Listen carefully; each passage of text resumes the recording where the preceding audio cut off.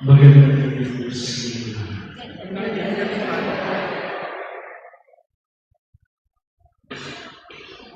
Kanina nag-aabay ko sa sulpan para makapagdala. Yung pala napagbigay ako ng mga sa iyo dati ay Father Lucia, Father Lucia,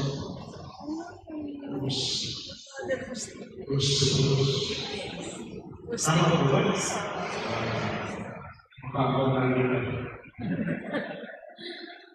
Ang tema po na binigay ay preparing the family's heart for Christ, rediscovering hope, peace, joy, and love this Advent. I hope that only this Advent, I hope. First, it's good to understand that Christmas is just a moment in Advent. Christmas is just a moment in Advent. Advent is much bigger than Christmas. Saint Bernard of Clairvaux defined Advent as the three coming of Christ. Three coming. The first coming was the first Christmas. We were not there. What we know is what was written in the scripture about the first Christmas. The second coming will be the glorious coming of God. Where the scripture has said, you will see Christ descending from the clouds, and the Father said, no one knows when it will happen, neither the Son nor the angel, only the Father. Yung second coming, hindi natin alam kung kailan. Pero sigurado ko wala na ako. Baka yung iba sa inyo hindi pa. Nobody knows. It will come, how it will come, but nobody knows. But Saint Bernard of Clairvaux said, there is a coming in between the first and the second. And that is the third coming. The coming between the first and the second coming, and that is today.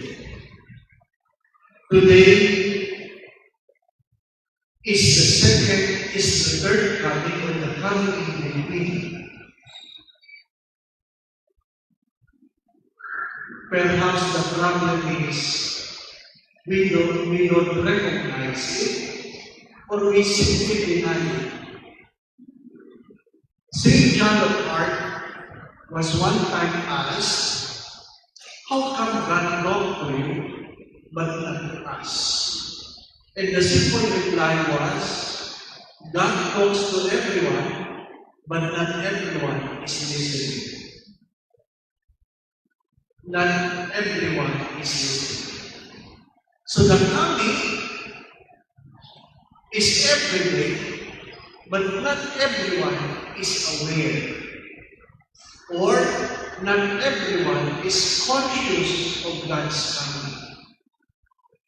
Saint Ignatius of Loyola said, in every consolation and desolation, God comes.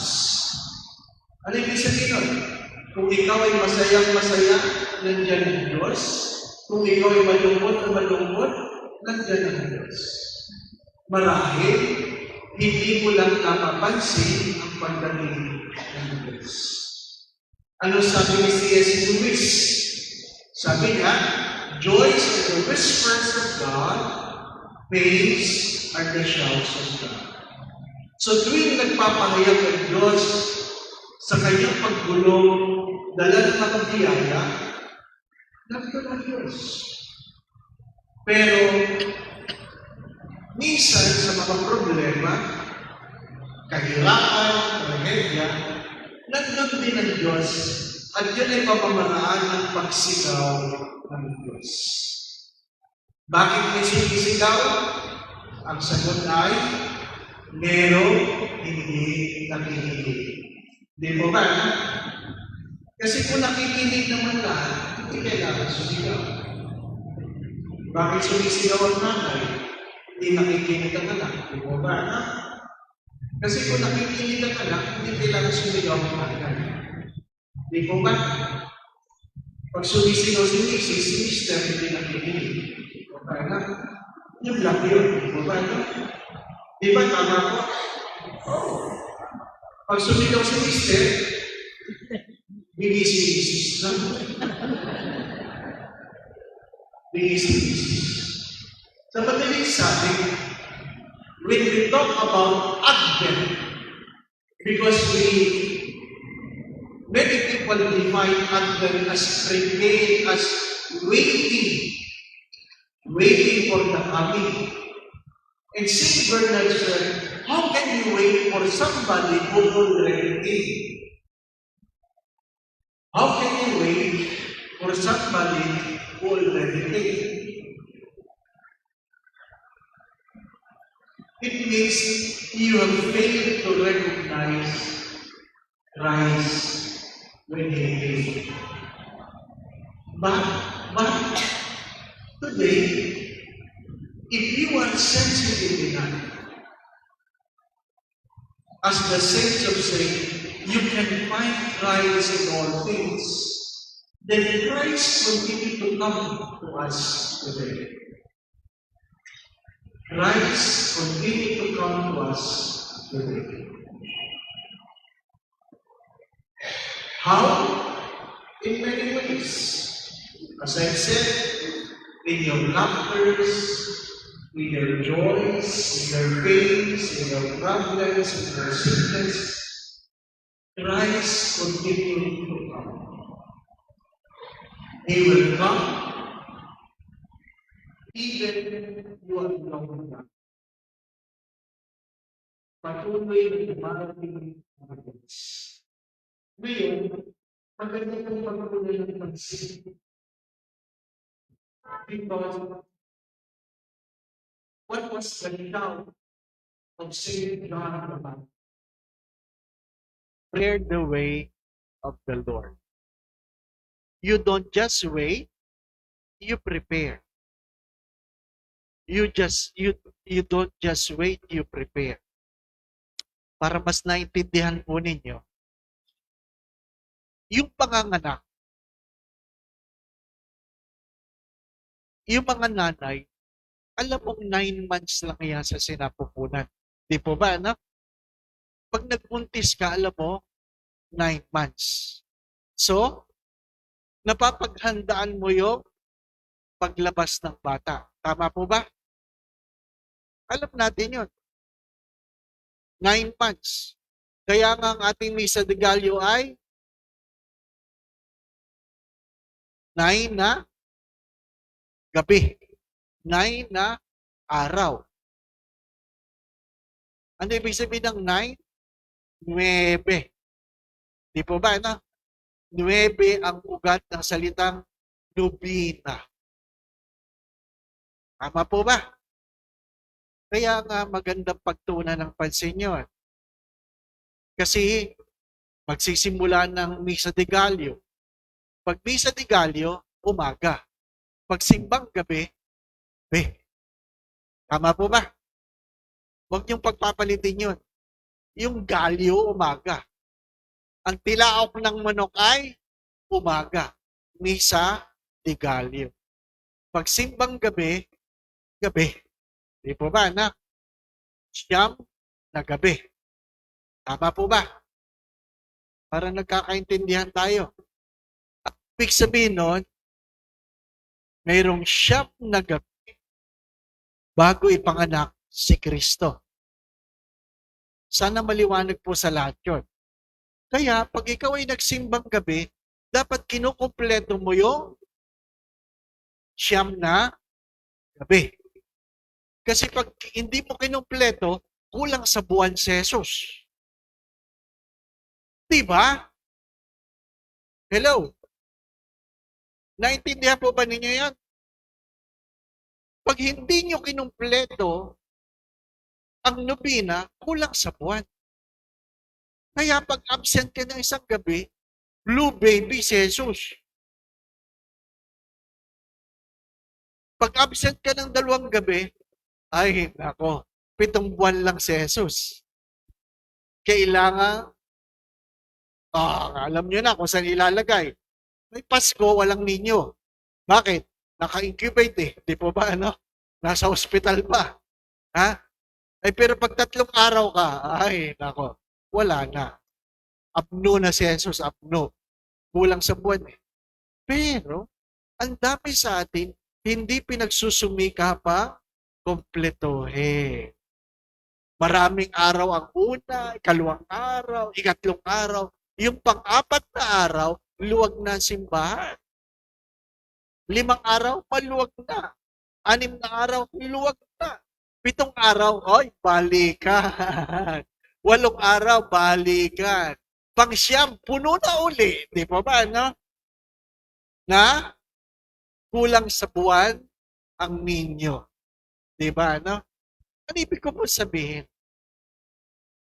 Naiintindihan natin yung pang-araw-araw na karanasan, pero ang pananampalataya, hindi natin maiugat sa tunay na buhay.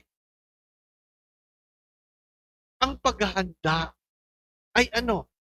Hindi lang isip, hindi lang yung psychological, the emotions should be part of the preparation. Second, it is very important that the heart of the preparation, according to your title, is the heart in the family. Ay, because the first Christmas was about the family. Take note, the first Christmas was about the family. There's a mother, there's a father, and there is a child. Walang kompleto yun. Kompleto. Ano po ang sabi ni Mother Teresa ng Calcutta? If you want to be happy, go home. Take note. If you want to be happy, go home. Because people tries to find happiness outside their home. You can never be happy outside your home. Pero Father, hindi po naiintindihan ng aming pamilya ay magulo. Diba?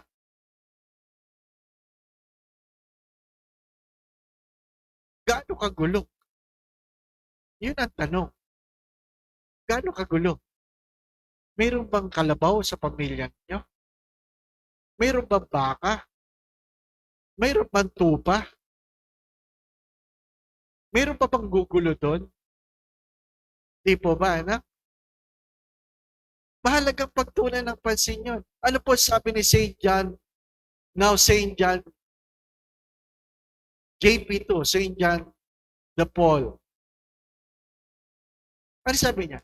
The road of the future is the road of the family. The road of the future is the road of the family. The kind of family you have is the future that is awaiting you. We take this for granted. We learn knowledge from the school, but we learn our values in our own family. We try to run away from our own family without knowing you are born in the very family where you can be holy. Huwag niyo sisisihin ang asawa ninyo. Bakit? Pinili mo yan. Di po ba? Sino may sabi dito hindi pinili ang asawa? Taas ang kamay. Meron po ba? Hello? Pakitaas po ang kamay ng hindi pinili ang asawa. Di po ba, no? Kaya pag ako'y nagkakasal, tinatanong ko yan. Kasi ang sabi po ni San Pablo, lalaki, mahalin mo ang iyong misis tulad ng pagmamahal ni Kristo sa simbahan. Kaya pagka minsan, bago ako magkasal, tinatanong ko yung lalaki, mahal mo ba ang babaeng ito tulad ng pagmamahal ni Kristo sa simbahan? Ano tanong ng lalaki? Ano po pamamaraan? Sa simpleng tanong, sinasabi ni Jesus, ayon kay San Pablo, magpapakamatay ka ba sa babae niya? Bakit? Paano mo minahal ni Jesus ang simbahan? Nagpakamatay si Jesus sa simbahan. Hindi po ba? Ano? Tama po ba? O, kaya dinadiretso ko, ikaw ba lalaki, magpapakamatay ka ba sa babaeng ito? Hindi ko itutuloy ang kasal kung hindi mo ako sasagutin. Father, kasalan nito, bakit patayan ang tanong? Kasi, sa simula pa lamang, nililinaw yun eh. Na mamahalin mo ang babae tulad ng pagmamahal ni Kristo sa simbahan. Di po ba? At kung alam ng babae na mister ko magpapakamatay, sigurado ako, mamahalin ka talaga ng babae. Di ba ba na? May isang kasal na pinagalitan ko ang choir. Bakit? Aba, kinanta ba naman sa choir? Bakit ngayon ka lang? Alam niyo ba awit na yon? Awit ng kabit yon, awit ng kabit.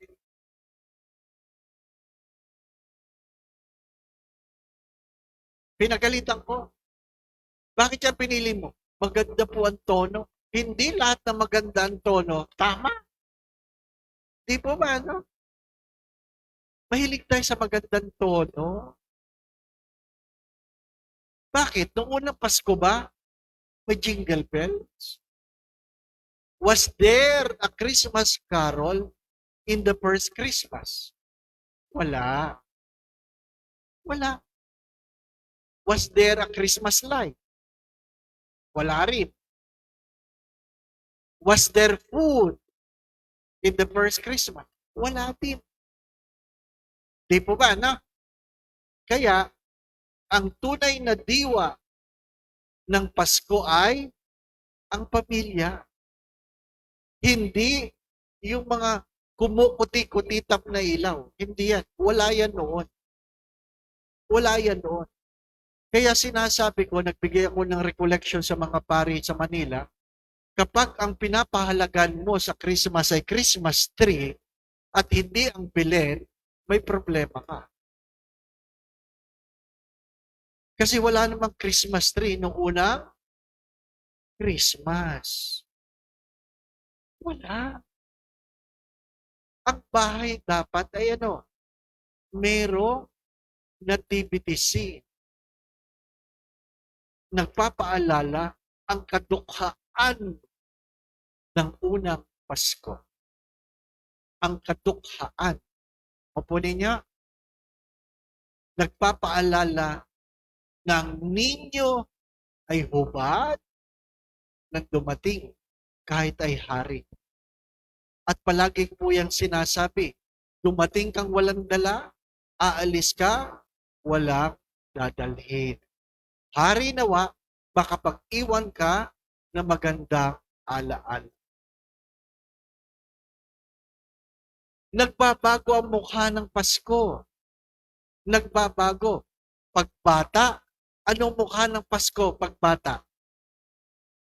Panahon para manghingi ng regalo. Di po ba, no? Ang laman lang ng isip ng bata pag Pasko, baka pamasko. Di po ba, no? Baka pamasko. Ang matanda, ang Pasko ay Hello, magtago sa mga namamasko. Di ba, Anong mamigay? nagtatago kayo eh. Di ba ba, ano? Ang matatanda ay nagtatago kasi dumadating yung mga inaanak na hindi nyo man alam na inaanak ko ba talaga yan. Di ba ba, ano? Pero, ito malaking pero. Yung mga matatanda na, retirado na, may sakit na.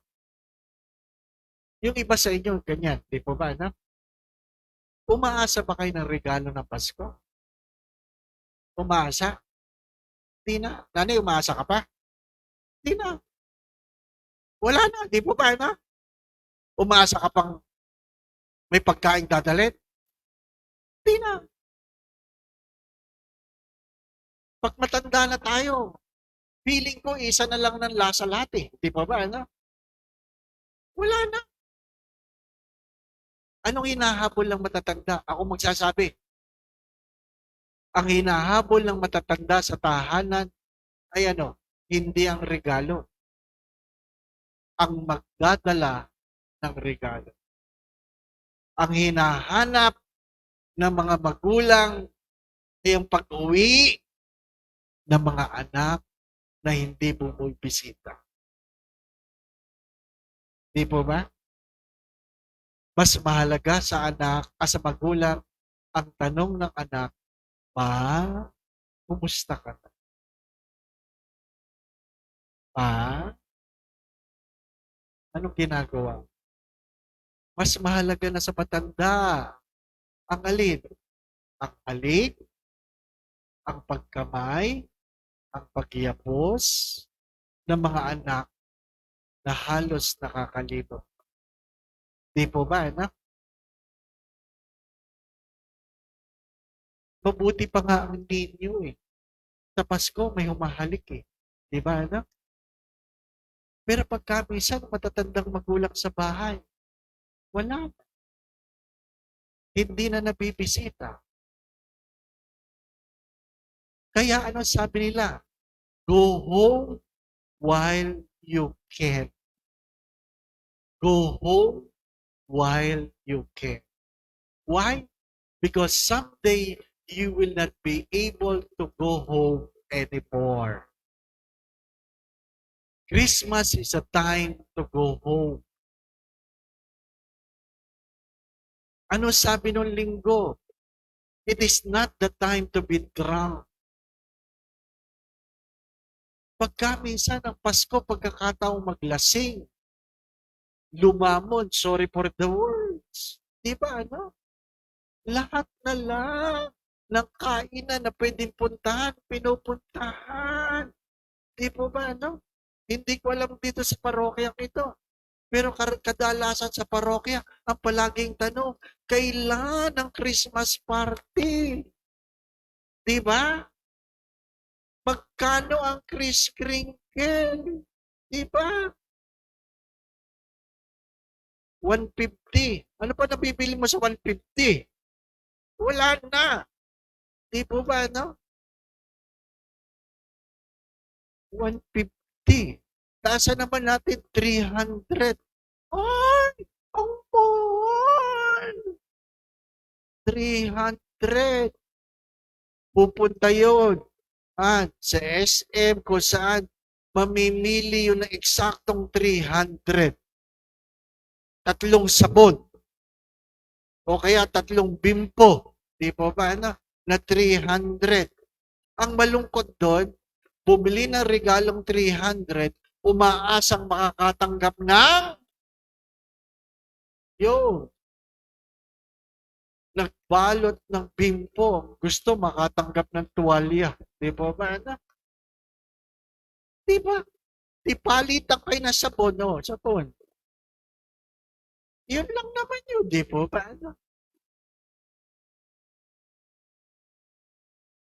Pagdating ng kainan, magdala kayo ha, magdala. Pagdating ng kainan, hindi lahat nagdadala. Di ba?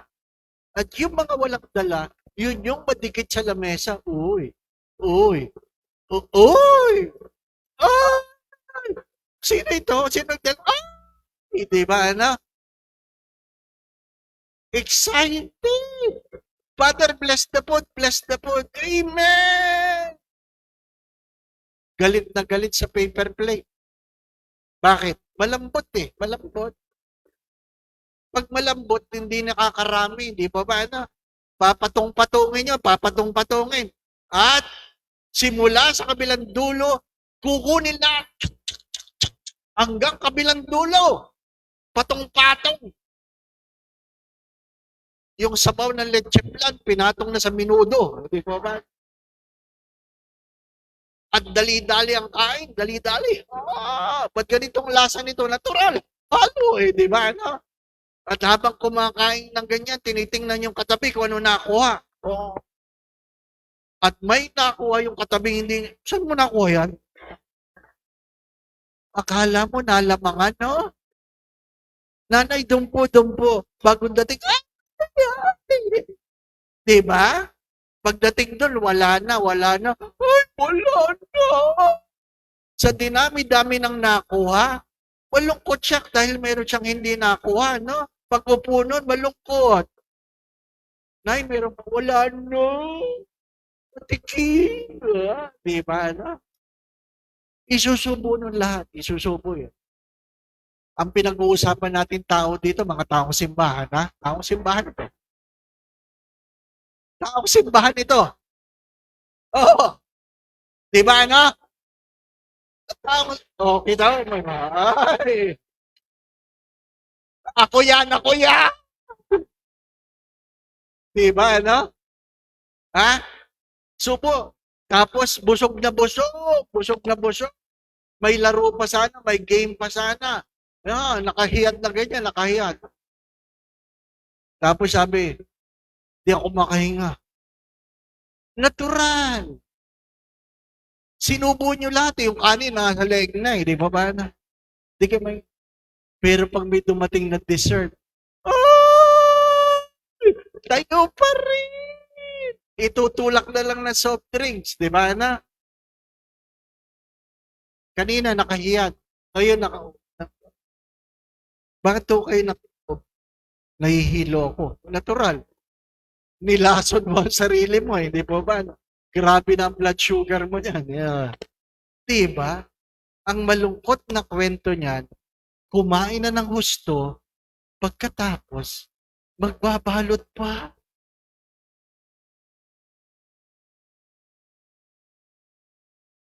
Magbabalot pa. Magsasyaron pa. Diba? Ang mukha ng Pasko sa tinagat-tagal na panahon, parang paulit-ulit na lang na gano'n. Di po ba, no? Nakalimutan mo, nasaan ang Diyos? Nasaan ang Diyos? Di po ba?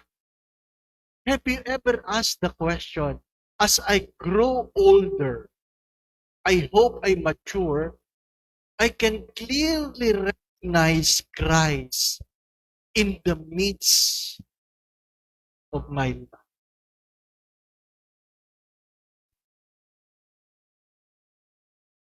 I would confess, 2 years ago, many of you knew this, that I had a stroke. September 17, 2022. A normal day. Nagmisa ng alas 7, nagkasal ng alas 3, alas 5, pupunta sa Mega Mall dahil mayroong attend na dinner. 5:15, tumigil ako sa pagdadrive dahil naduduling ako. Tinabi ko ang sasakyan kasi naduduling ako. Sabi ng katabi ko, baka vertigo. Hindi. Ang vertigo, umiikot ang daigdig. Ang duling-duling lang. Di po ba, no? Ibig sabihin, hindi mo lang makita ng maayos yung iyong tinitingnan.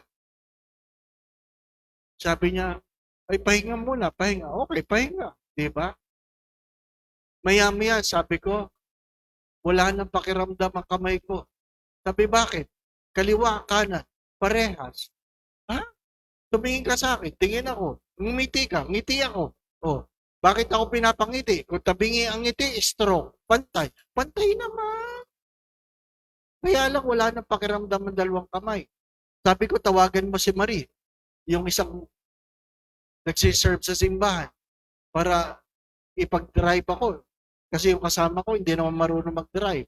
Pakisabi mo sa security guard ng Mercury, ilipat ako sa likod. Bakit? Bakit? Wala nang pakiramdaman pa ako. In 15 minutes. In 15 minutes. Ganun kabilis. But 3 months before, I had my blood test. Ang ganda ng blood test ko. Sabi ng doktor, you're healthy. Oh, after 3 months is true. Kaya hindi na ako naniniwala sa blood test. Huwag kayo masyadong maniwala. Oh, anything can happen. I was completely paralyzed. Nothing except I can talk and I can hear, but completely paralyzed. Dinala ko sa isang hospital. Normal na naman ang blood test. Normal ang blood sugar. Normal ang BP. Normal lahat. Except ako ang hindi normal.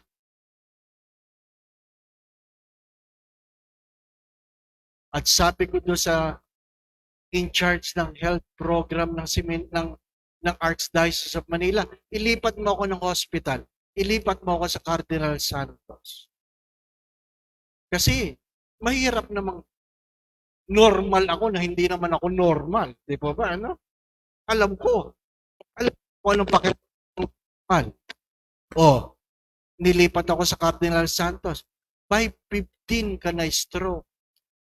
Yung mga doktor dito, tanongin ninyo, you have only 3-hour golden window. If you will not be treated in 3 hours, it's either you will be dead or vegetable. Nakarating ako sa Cardinal Santos Hospital ng 5:30. Ng 10:30. 6:30, 7:30, 8:30, 9:30, 5 hours. Kaya nung nandun ako sa emergency room, dinig na dinig ko yung in charge ng doktor sa emergency room. Calling my friend doctor. Sabi niya, Father Dave might not make it. Dinig ko. Gusto ko malaman ano kaya itsura ng might not make it, no? Tinatanong ko yung mga kasama ko. Pakihilot ng aking mga kamay. Hindi nila sinasabi sa akin. Only after the ordeal, nasabi nila, alam mo, Father, nangingitim na kuko mo. Ibig sabihin, wala ng oxygen. Diba? No? Oh. Turok. Alam ko, tinuturokan ako. Alam ko kung ano. Hindi naman ako makainom. Turok. Tapos natinig ko, MRI. Oh. Nilipat ako. Binuhat. Dinala ako doon sa MRI. Sabi, binuhat ako doon sa machine. Sabi lang, Father, huwag kang gagalaw. Natural. Paralyze ako. Paano ka gagalaw? Diba? How I wish. Diba? Paglabas, natidinig ko. Sabi, bumara ang aking medulas vein sa leeg. Ano po? Mayroong 2 ugat sa leeg na nagkokontrol lahat ng iyong katawan. Yun ang bumara. Hindi pwedeng sundutin, masyadong pino, baka pumutok. Hindi pwedeng operahan, baka lalong lumala. Oh, di ba? Ano ibig ko sabihin? Life is full of uncertainties. The only certain in this world is uncertain. The only certain. May special treatment ba kung pari ka? Hindi. Parehas lang. Kung marami kang kaibigan, nag-share ba sila sa yung struggle. Hindi. Ako lang ang may pakiramdam doon. Ako lang ang may karamdaman. Di po ba, no? Kung namatay ako doon, solo lang rin ako. Di ba? Hindi totoo yung sasama ako, No? Huwag kayo maniwala doon. Walang sumasama. Kasi naniniwala ka, sama, maniwala kayo doon. Ha? Naglibing ako. I mean, meron kami funeral. Barkada ko ang namatay. Sabi ng tiya, sasama ako. Hindi namin may baba yung kabaw kasi may sasama eh. Naiyak ako habang ako'y nagigitara kasi noon lang ako nakakita na mayroong sasama eh. Di ba? Di naman nagpa-abiso. Di ba? Kung sasama talaga, sana sasama ako ha, pakilakihan ng hukay ha, di ba? 3 beses. Nabot baop dahil sasama ko no. Nakakainis. Sa init ng hapon, may sasama. Sana noon pa. Di ba? Ano? Oh. Nung pangatlo, tumakbo talaga. Pinuntahan talaga yung kabao. Nakalimutan niya, hindi lahat ng carpet sa sementeryo may lupa pa. Ay pagtungtong niyang ganyan, wala nang lupa. Nabulasot ang matanda. Oh. Ay di napasama. Oh. Lahat at tinayo siyang ganyan. Nang tinayo siya, minura kami lahat. At sabi niya, sino tumulak sa akin? Wala. Nakatungo kami lahat ng ganyan. Yun ang pinaka-solemn na libing na napunta ko. Walang kaingay-ingay. Dinig mo ang hihip ng hangin. Habang merong matandang nagmumura na palayo. At biglang may naubo. Tawanan talaga. Yun din ang pinakamasayang libing na napuntahan ko. Hindi na naulit yun. Kaya pag nagmimisa ko sa patay, tinatanong ko, sino ang isasama dyan? Para wala nang gulo. Di ba ba, no? Di ba pumiperma kayo pag nagpunta kayo sa patay? Di ba sa labas? May guestbook. Naperma kayo doon, di ba ba, no? Oo, kinukolekta yon. Yun ang nirarapol. Kung sino Oo, nirarapol yun. Buti hindi ka nanalo. Diba? Ano ibig ko sabihin? Ano ibig sabihin? We celebrate Christmas as if we forget the second coming where Christ will judge us. My dear friends, my brothers and sisters, remind us of our birth and our death. Our birth, our parents can prepare for us. But our death, nobody can prepare. Nobody.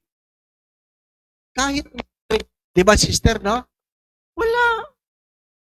Si Padre Pio lang ang alam kong namatay na 3 days before, sinabihan niya ang kanyang mga kapatid, pakihukay ito, dito ko'y lilibig. Siya pala.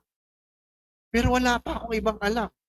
Baka meron dito sa Holy Family. Baka meron. Ano ba? Ha?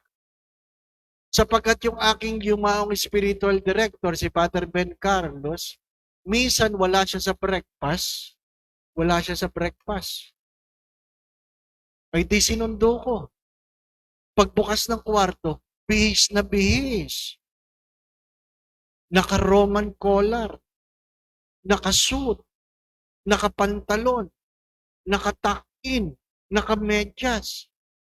At ang una kong tanong, may lakad pala kayo, di kayo nagsabi. Ano sagot niya sa akin? Wala. Uy, ba't kayo bihis na bihis? Kasi kagabi, nahihirapan na ako huminga. O ano ngayon? Nagbihis na ako. Para pag nakita niyo ako ngayong umaga, desente. Di ba, no? Tama din naman, no? Kaya kayo mamayang gabi, magbihis kayo.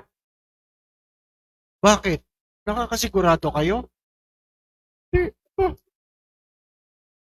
Christmas, the heart of Advent is the heart of the family awaiting for Christ, not for food, not for Christmas carols, not for Christmas decors. What we wait in Christmas is Christ to dwell in us. For Christ to dwell in us. Will Christ prevent us from suffering? No. Ano sabi ni Kristo? Unless you take up your cross and follow me, you will have no eternal life. Suffering is part of welcoming Christ in our family. Minsan may nagsabi, alam mo, Father, when I have given my life to Jesus, nawala na lahat ng problema ko. Ano sabi ko? Sinong Jesus yan? Gusto ko rin niyang makilala. Kasi nung nakilala ko yung Jesus ko, nagka-problema ko ng todo-todo eh. Sino yan? Wala. Faking Jesus yun. Everybody becomes part the moment we welcome Christ. But Christ put order in our lives. Because sometimes the suffering is brought about by embracing the discipline, a life that God is inviting us. What do I mean by discipline? Discipline is never about punishment. Discipline is embracing certain habits so that we will be able to live a life of excellence and distinction. You want a holy life? Embrace discipline. You want to become prayerful? Embrace discipline. You want to be holy? Embrace discipline. Ano sabi ni St. Thomas of Aquinas? If you cannot tame your palate, you can never tame your soul. Hello?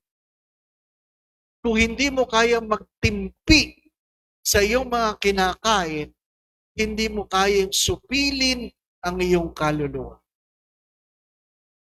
Diba? Napakahirap, no? After my stroke, I lost 17 kilos. Bakit? I have to tame my palate. Father, bawal yan, bawal yan, bawal yan, bawal yan. Puro bawal.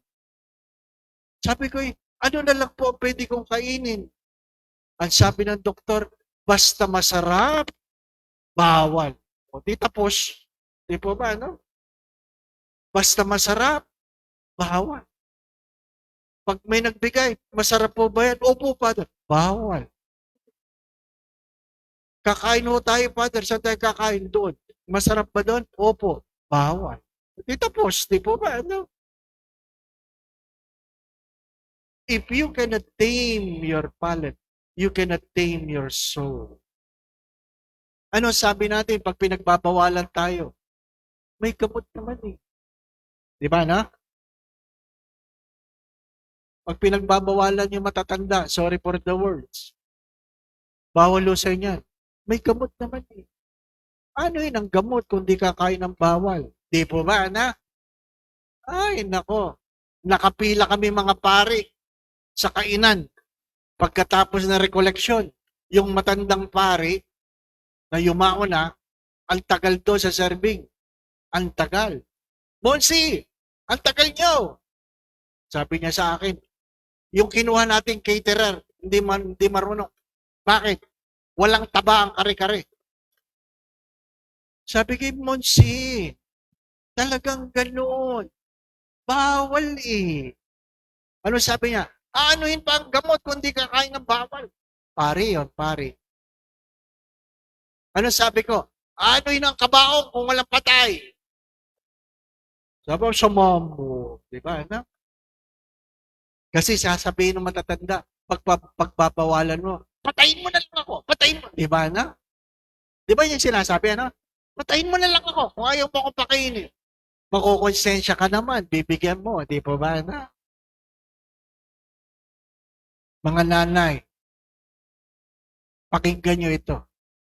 Tatay din. Pag kayo ay may bawal at pinapakain na kayo, ibig sabihin, pinapatay na kayo. Oo, hindi yun pagmamahal.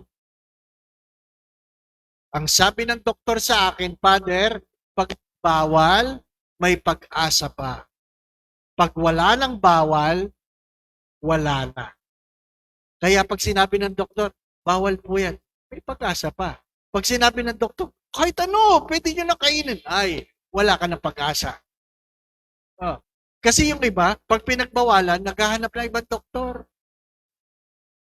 Kaya pag mayroong bawal na kautusan, sinasabi, bawal, bawal. May pag-asa pa ang kaluluwa natin.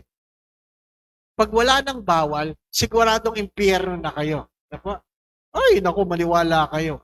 Ha? Dalawa lang ang pupuntahan natin, smoking or non-smoking. Di ba ba? Ay, ayaw nyo pa man din ng mainit na simbahan. Sigurado ako, mainit sa impyerno. Di ba ba? No? How do you rediscover hope? Hope is not simply being optimistic. Hope, ang sabi ng bagong document ng Santo Papa, hope never fails. Why? Because hope is not about things, it's not about time, it's about a God who never fails. Christmas is to rediscover the true reason of hope, not of things, but of God who saves. Bakit? Pagdating ng araw, mamamatay tayong lahat. Some live long, but nobody lives forever. Di po ba, no? Listen to this. According to the book of Psalms, life is only 70, 80 for those who are strong. Tandaan po ninyo yon. Life is only 70, 80 for those who are strong. Pakimemorya. Life is only 70, 80 for those who are strong. Sana naintindihan nyo yon. Ako po, 62 na ako, 62. 62. Kung makaka-80 ako, 18 years na lang ako. Tama po ba? Hello? Tingnan nyo ako mabuti. 62. Kung makaka-80, 18 years. Ito po mukha ng 18 years na lang. Naintindihan niyo po ako? Ha? Hindi niyo ako naintindihan? Kung mabubuhay ako hanggang 80, 62 ako ngayon, ilang taon na lang? O, tama. Ito mukhang 18 years na lang. Naintindihan niyo? Tingnan niyo mamaya mga mukha niyo. Kasi sigurado ako, yung iba sa inyo, malapit na. Oo. Malapit na. Feeling mo lang. There are people who plan what to do today, but they were unable to make it. And there are people this morning who planned for tonight, but did not make it. Why? Because life is so uncertain. The only certain is death. Why? Because we are not meant to stay in this world forever. Nakikiraan lang tayo. You must learn to hope, not on things. As I always say this, what is really more important is not what your hands can hold, but what your hearts. What is really important is not what your hands can old, but what your hearts can do. Remember this, even doctors do get sick and die. Don't entertain the thought that you will not get sick. You will. Kaya nga ano sabi nila, in what way do you want to die? In what way do you want to die? Taas ang kamay. Sino ang gustong nasusunog? Hello? Serious ako, serious. Nakikinig ang Diyos. Tinitingnan ni Lord. So, baka gusto niya nasusunog. Sino? Sino gusto nasusunog? Wala. Sino gustong nalulunod? Wala rin. Sino gustong nag-crash ang eroplano? Ay, wala. Nasa gasaan na lang, nasa gasaan. Wala rin. Ano pa? Ano pang gusto nyo kamatayan? Ha? Ha? Sinong gustong mamatay habang natutulog? Taas ang kamay. Nakikinig ang Diyos. Yung iba, ano pa mamaraan yung gusto? Ha? Feeling nyo, di kayo mamamatay? Pinapili kayo, ha? Pinapili kayo. Oy, yun ang aking assignment ngayon. Papiliin mo sila sa anong pamamaraan nila gusto mamatay. Ha? Yung mga hindi namili, bahala ang Diyos. Ha? Gusto mamatay habang natutulog. Bakit? Para wag nang maghihirap. Diba, no? Para wag nang maghihirap. Yung tulog lang. Diba? Para pag tinignan ka sa kabaho, uy, parang natutulog lang, no? Diba, no? Gumastos kayo. Nasa makeup yon, makeup. Sana ako din, Father, pag ako'y nakalamay, parang natutulog lang rin. Pakuha kayo ng picture habang natutulog. Para may kinokopyahan. Diba, na? Ha? Gusto nyong mamatay habang natutulog? Baka mamaya yun. Ha? Bakit? Feeling nyo talaga hindi kayo mamamatay. Ha? Have you ever asked the question, seriously, I'm serious, ha? But have you ever asked the question, why did you survive COVID? Seriously. Hello? Why did you survive COVID? Have you thought of that? With so many people passed away during COVID, how come you were spared from COVID? Have you asked? What is the answer? Wala lang. Nagtanong ka lang pero hindi mo hiningi ang sagot. Why? Because the answer would come with responsibility. Why? Are you the holier one? The less sinful? The better one? Why?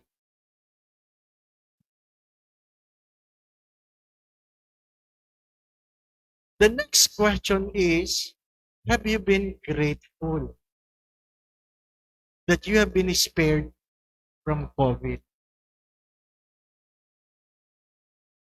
Have you been grateful? And how do you express your gratitude? Yes. But how? How?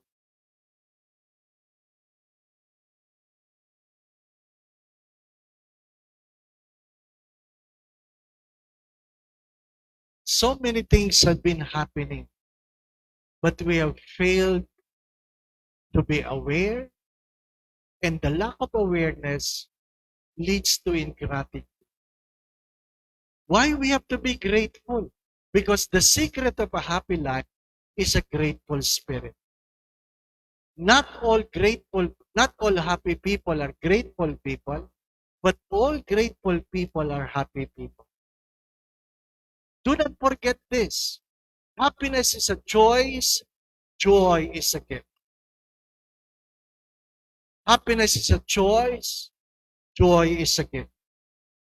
Hope never fails because we have a God who loves us when we are good and continue to love us even when we are bad. We have a God who cares for us during the time we pray and even in the times we don't pray. We have a God who never fails. That is our hope. The joy is because we have to learn to be grateful. Kung miserable ang buhay mo, isa lang ibig sabihin, reklamador ka. That's a fact. If your life is miserable, it simply means you failed to be grateful. Do not forget this, my dear brothers and sisters. Do not forget this.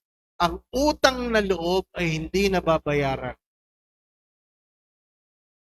Ang utang na loob ay hindi nababayaran. Ang utang na loob ay tinatanaw. Hello? Ang utang na loob ay hindi nababayaran. Kaya mo bang bayaran yon? Na ikaw ay hindi pinahintulutang pumanaw ng panahon ng COVID? Hopefully, you're able to realize the meaning of grace in mercy. Grace is enjoying the gifts we do not deserve. That is grace. Enjoying the gifts we do not deserve. That is grace. And what is mercy? Mercy is being spared from the punishment we deserve.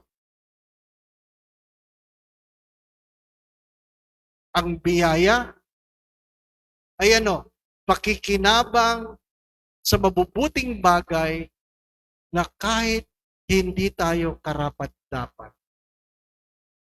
Anong habag? Mercy. Mercy hindi awa. Mercy is habag. Pinagkaitan ka ng kaparusahan na nararapat sa iyong mga kasalanan. Again, hope never fails because it is about God. Joy is about being grateful. A gift, not just a choice. Peace is to live in harmony with one another. Ano sabi sa awit? You cannot expect peace in heaven if you are unable to live peace here on earth. Di po ba, no?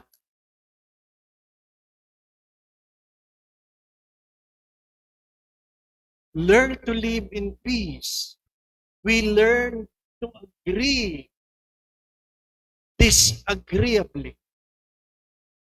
We must learn to disagree agreeably. May mga bagay na hindi tayo pwede magkasundo.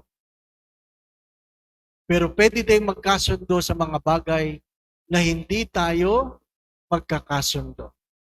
Di po ba, na? Naintindihan niyo po ba yan? O tulog na kayo? By the way, marami nang namamatay sa misa ngayon.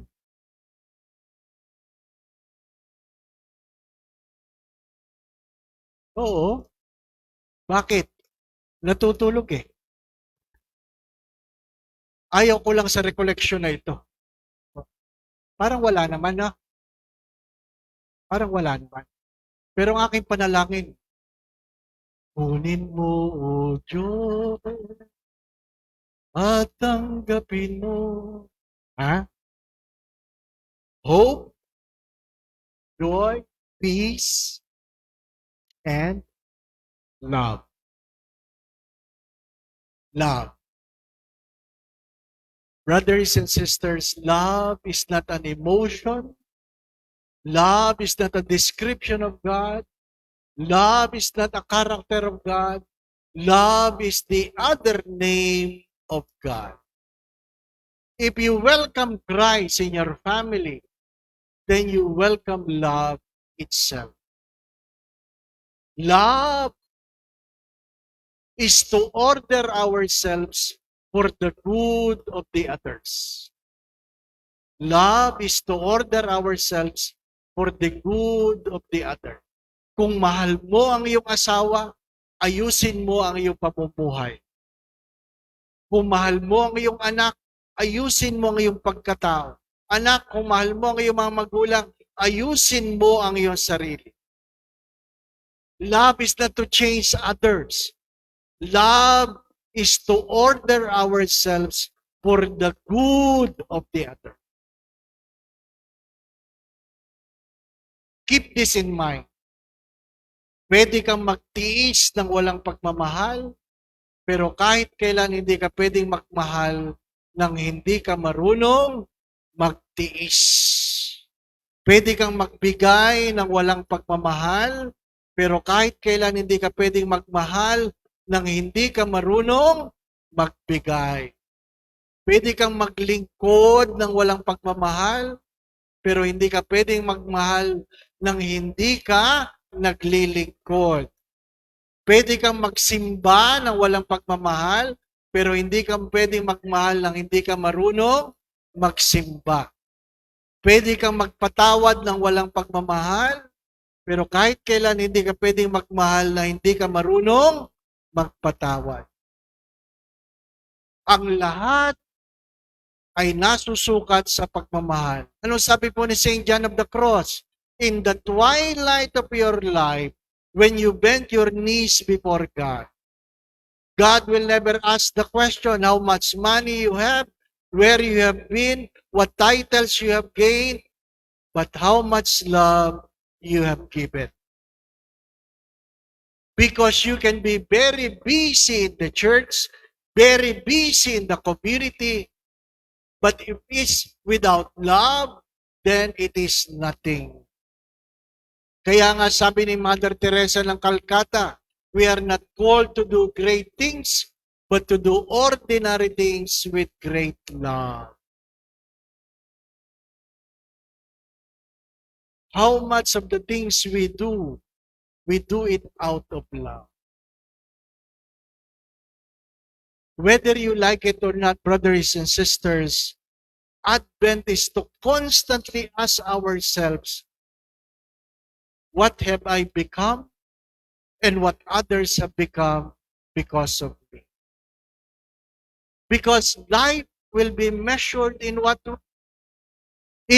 way we will be judged. We feed the hungry, we give drink to the thirsty, we clothe the naked, we welcome strangers, we visit the sick, we visit those who are in prison, we bury the dead. Hello? Nagpakain na ba kayo? O kayo lang ang kumain? Nagbalot pa? Nagpainom ba kayo? Namigay na ba kayo ng damit na gusto nyo? Ano sabi ni Mother Teresa? Anything that you give away that you don't need is a decent way of throwing things. Ano man ang pinamimigay mo na hindi mo na kailangan, ay isang disenteng pamamaraan ng pagtapon ng mga gamit mo. Nakukuha po ninyo? Kasi yung mga pinamimigay natin, yung hindi na natin magamit, na halos pag isusuot ng binigyan mo, kahiya-hiya.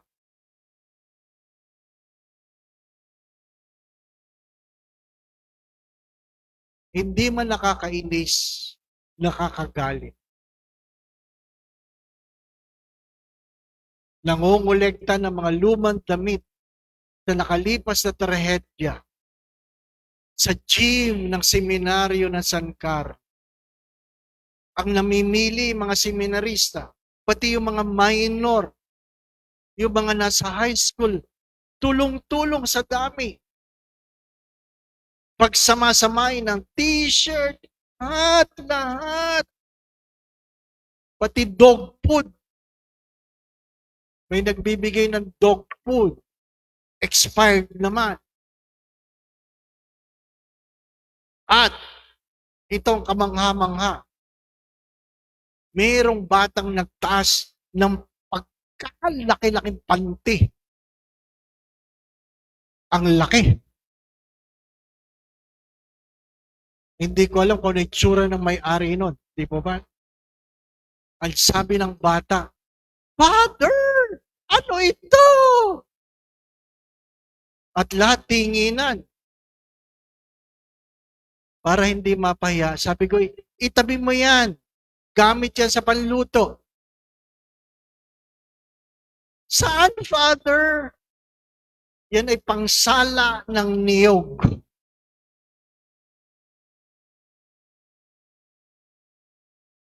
Ano yun, Father? Di ba gagata, pag piniga, yun, yan. Paano ba naman gagamitin yan? Kasi ang pinamimigay natin, talagang yung hindi na natin nagagamit, no? Piktal na tsinelas, piktal na sandals. Diba? Mga minamahal mga kapatid, we all know that hope is about God who never fails. We know that joy is a gift.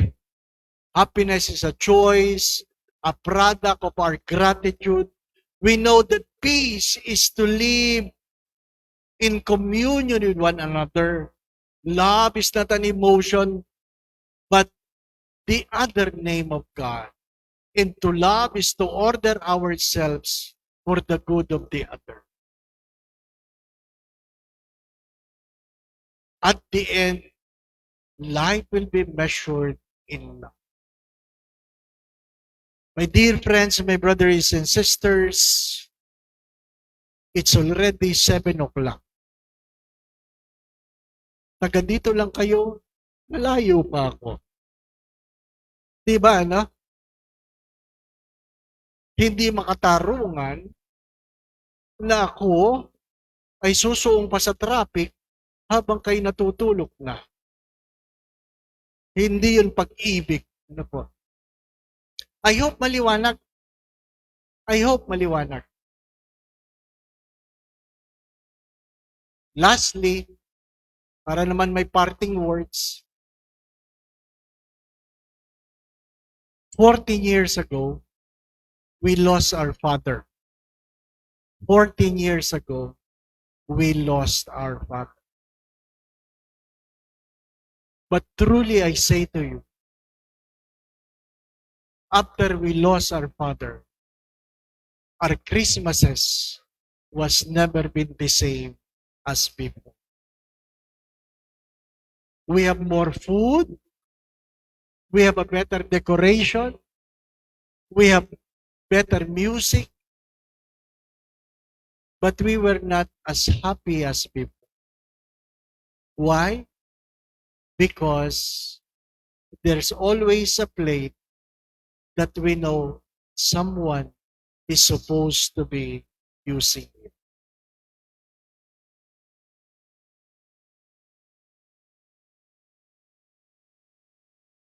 Don't wait for that day. Children, don't send your gifts. Bring them to your aging parents. Children, parents, teach your younger children the value of things, not the price of commodities.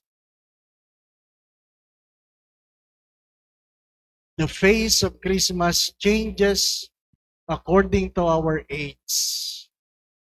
But hopefully, the essence of Christmas remains because Christ never changed. Nakikiraan lang tayo sa mundong ito. Kung dumating tayong walang dala, aalis tayong walang dadalhin, hari nawa makapag-iwan tayo na magandang alaan. Nakikiraan lang tayo. May mga bagong pamaskong awitin, pero hindi nagbabago ang tunay na diwa. Darating ang araw, wala nang lasa ang pagkain. Dahil kahit may pagkain, kung hindi mo kaharap ang gusto mong kasalo, hindi mo na rin kakainin ang inihanda sa hapag. Tayo mga Pilipino, kahit mani, masaya tayo dahil ang ating relasyon ay hindi tungkol sa pinagsasaluhan, kundi kung sino ang kasalo. You want to be happy? Go home. Go home. There's no other source of happiness than being home. Because your greatest regret, my dear brothers and sisters, your greatest regret is when you miss the people that you hope you have loved them before. Why I'm saying this to you? Because of the many near-death experience, I always say to myself, death is imminent. Near-death experience are just reminders that death is real. Pag tumitingin ka sa kabaong, ang sasabihin ng patay sa iyo, ako ngayon, ikaw bukas. Pero habang ikaw ay tumatanda, pagtingin mo sa kabao, ang sasabihin mo, ikaw ngayon, ako bukas. It will come. It will come. Kaya yung mga mag-asawa,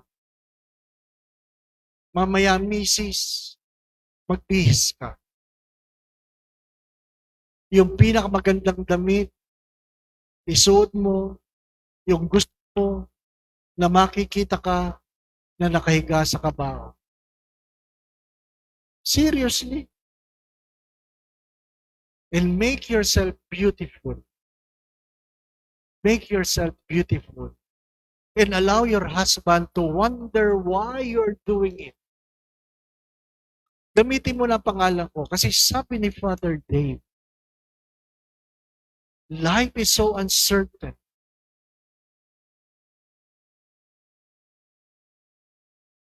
Life is short and death is certain.